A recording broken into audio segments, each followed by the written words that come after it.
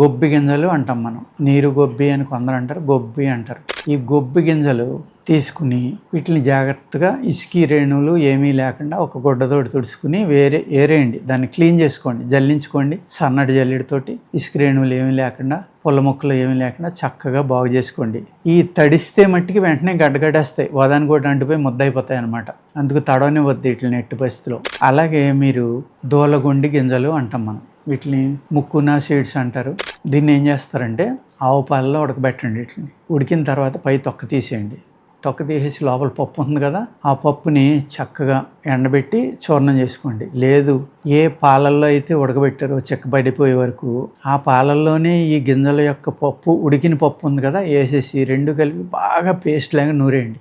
చాలా మంచి పేస్ట్ అవ్వాలన్నమాట. ఆ పేస్ట్ని ఎండబెట్టండి.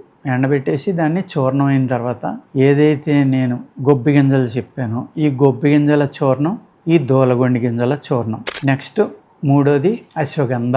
శుద్ధి చేసిన అశ్వగంధ తీసుకోండి. 3 సమానమైన భాగాలు తీసుకోండి. 4వ భాగం పట్టిక బెల్లం కలుపుకోండి.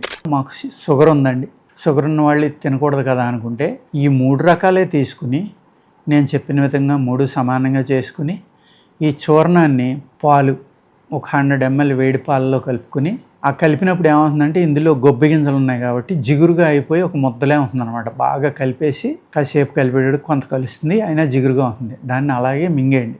మింగేసి ఆ పాలు తాగేయండి. తాగేస్తే ఒక వారం 10 రోజుల నుంచి 2-3 నెలలు వాడుకోండి. మీకున్న ఇబ్బందిని బట్టి మీకు ఎంత స్పెర్మ్ పెరుగుతుందో మీరు చూసుకోండి. At the same time count కూడా పెరుగుతుంది. 2 రకాలైన ఉపయోగాలు అన్నమాట ఇది.